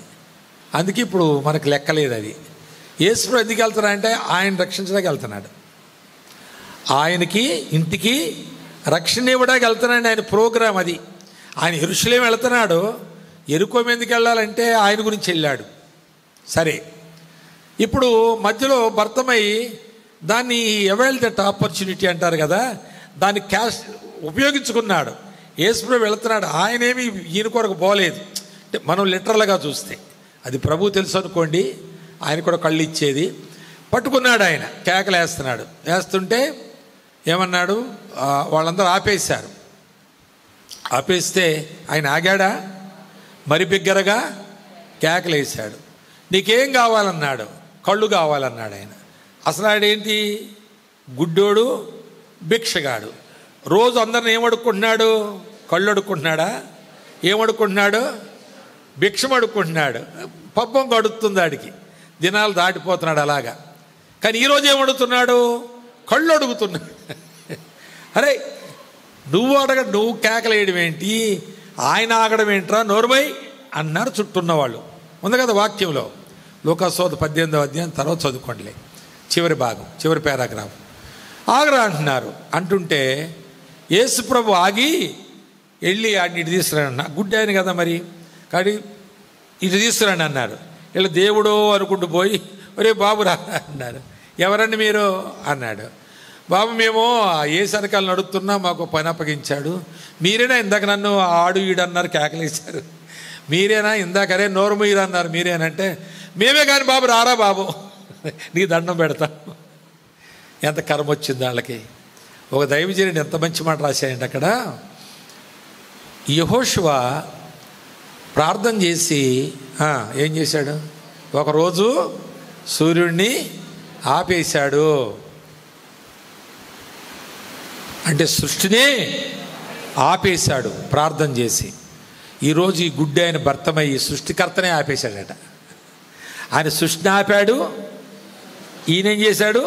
సృష్టికర్తనే ఆపేశాడట. యేసు నిలచి భర్తమైని పిలిచి, నీకేమి చేయగోరుచున్నావు? సృష్టికర్త అడుగుతున్నాడు, నేను నీకేం చేయాలని. ఎంత భాగ్యం అండి. ఆడనొచ్చు, కొండంత బంగారం నాకు కావాలంటే ఇచ్చునే ఒక పోనా. నీకేం కావాలని అడిగినాడు అబద్ధికుడు కాదు కదా, మాట తప్పేవాడు కాదు కదా. Is a covenant keeping God అంటారు కదా, వాగ్దానం నెరవేర్చువాడు అంటారు కదా. నీకేం కావాలంటే కొండంత బంగారం కావాలి నాకు అన్నాడు. యేసుప్రభు రిస్కులో పడినా ఆడికి ఇవ్వాల్సిందే. ఇవ్వకపోతే ఆ తర్వాత యేసుప్రభు ఎవరు నమ్మరిక. కానీ వాడు అది అడగలేదు. ఏమడిగాడు? కొండంత బంగారము కంటే నాకు కన్ను కావాలి ప్రభువా, చూపు కావాలి. కానీ ఈ భిక్షగాడు ఏమడుగుతున్నాడు చూడండి. వాక్యం ఏముందో 3వ అధ్యాయంలో. ఇదంతా నేను చెప్తున్న కథగానే మీకు అనిపిస్తుంది కదా. 3 పేతురును యోహాను దేవాలయంలో ప్రవేశింపబోనప్పుడు వాడు చూచి భిక్షమడుగగా, పేతురును యోహాను వాని తేరి చూచి మా తడు చూడమని వాడు వారి యొద్ద ఏమైనా దొరుకునని కనిపెట్టుచు వారి యందు, అంటే లక్ష్యముంచనంటే స్పెషల్ ఇంట్రెస్ట్ అన్నమాట. వినండి, ఇక్కడ మాట చెప్తాను నేను, దాన్ని పిక్చరైజ్ చేస్తాను నేను. ఆ దేవాలయానికి చాలామంది పోతున్నారు, వస్తున్నారు, అటు వెళ్తున్నారు, ఇటు వెళ్తున్నారు. రోజు వాళ్ళని అందరిని ఒక్కడిని వదలకుండా అడుక్కునేవాడు. ఇప్పుడు వీళ్ళిద్దరినే పట్టుకున్నాడు. ఎందుకంటే వీళ్ళ దగ్గర ఎక్కువ దొరుకుద్దని అనిపించిందంట వాడికి. వెండి బంగారాలు దొరికేటట్లున్నాయనిపించిందంట వాడికి. నిజంగా పరిశుద్ధాత్ముని కార్యాలు, దేవుని యొక్క సంకల్పాలు ఎలా ఉంటాయో చూడండి. అందరినీ బోరెత్తున్నాడు కానీ వీళ్ళనే చూస్తున్నాడంట. వాళ్ళ మీదే లక్ష్యం ఉంచాడంట. ఏమైనాను దొరుకును. ఆ మాటకు నాకేమర్థమైందంటే ఈరోజు చాలా ఎక్కువ దొరుకుతుందనే ఆశ. ఈ ఆశను పేతురు గమనించాడు. ఆయనేమన్నాడు పేతురు, అది వాడి ఆశ, వాడి లోపల ఉన్నది ఏంటంటే వీళ్ళ వల్ల వెండి బంగారములు దొరికినంత భాగ్యవం కొరకు ఎదురు చూస్తాడనమాట వాడు. అర్థమైందా మీకు? ఈరోజు నేను వీళ్ళు వేసిన దాంతో గొప్ప భాగ్యవంతుడు అయిపోతాడు అనుకుంటున్నాడు. ఏం చేస్తాడో మరి ఆ కుంటోడు.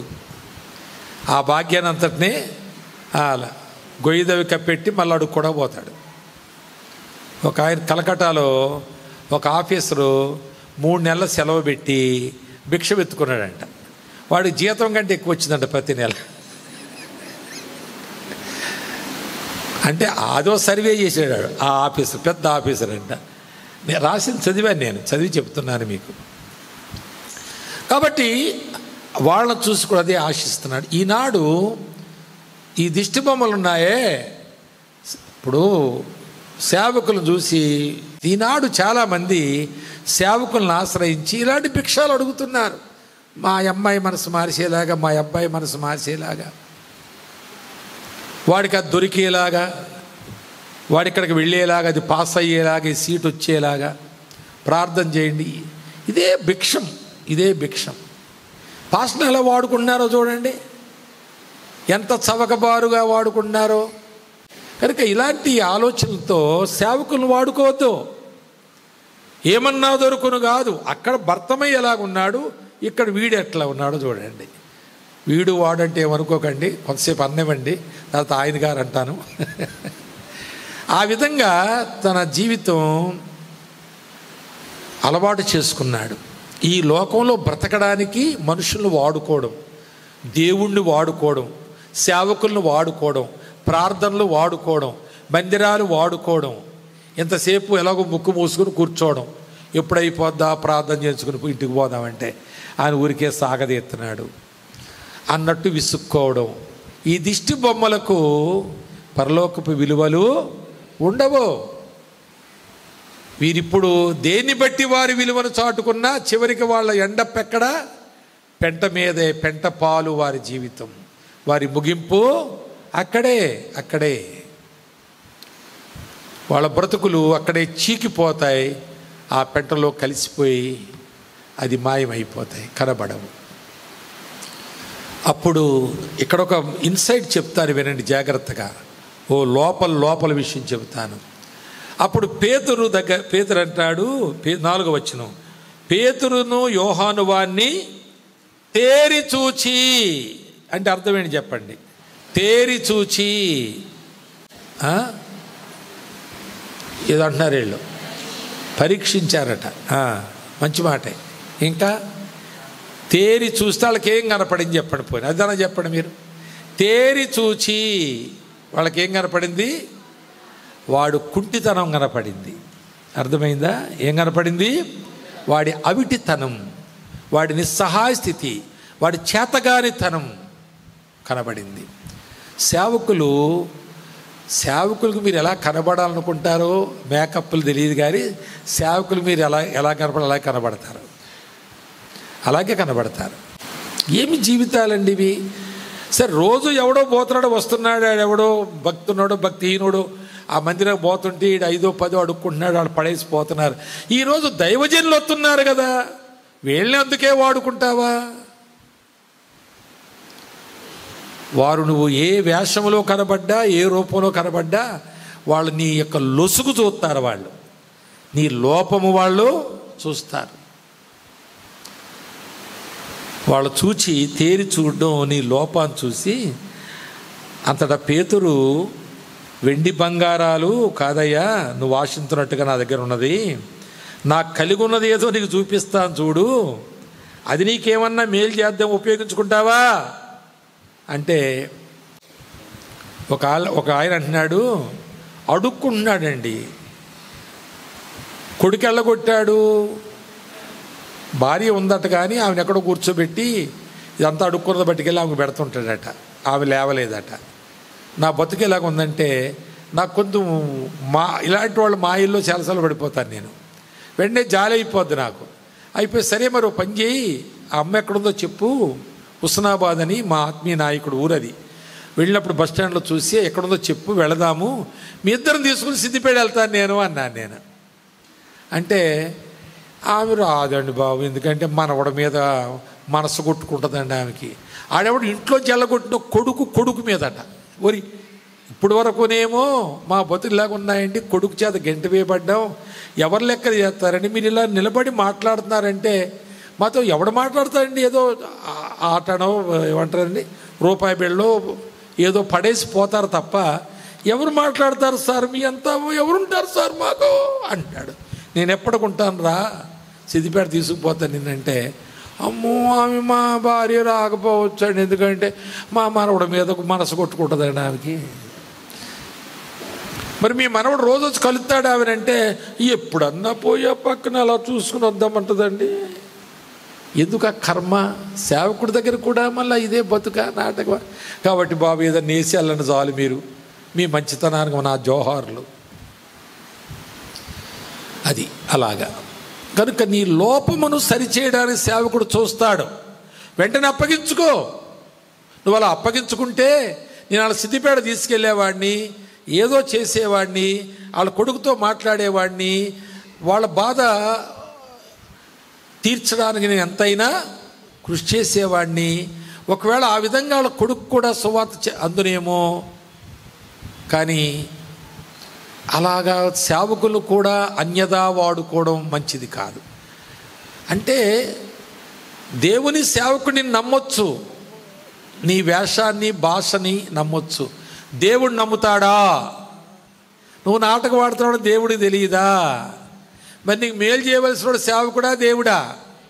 మరి నీ కథ తెలిసినోడు మేలు చేస్తాడా? సేవకుడు మేలు చేయ ప్రభువా, మేలు చేయ ప్రభువా, మేలు చేయంటే మాత్రం ఒరే బాబు నీకు తెలియదురా, నా ప్రేమ చూపించినావు తప్ప లోపల సంగతి నువ్వు ఎరక్క అంటున్నావు. సరే, నీ మనసు గొప్పది, నీ ప్రేమ గొప్పది, నీ ప్రార్థన గొప్పది, నువ్వు వెళ్ళు, వాళ్ళ సంగతి నేను చూసుకుంటానంటాడు దేవుడు కదా. నీకేం మేలు జరుగుతుందండి? మేలు చేసేవాడు నీ ఆంతర్యం ఎరిగినవాడు, నేను ఎరగను కదా. నేను పై విషయం చూసి జాలి పడుతున్నాను, కానీ నీ లోపల ఉన్నటువంటి మనవడు మనసు కొట్టుకుంటుందన్నమాట నాకు తెలుసా? అసలు ఆ మాట నిజంగా మనవడి మీద గురించి అన్నాడా? ఇంకేదైనా ఈ కలకట్టాలో ఆఫీసర్ లాగా అడుక్కుంటేనే లాభం ఉందా? మనకు తెలియదు, దేవుడు తెలిసే విషయాలు. కనుక సేవకులు చూసినప్పుడు యథార్థముగా బయటపడండి, ఉన్నది ఉన్నట్టుగా చెప్పేసేయండి.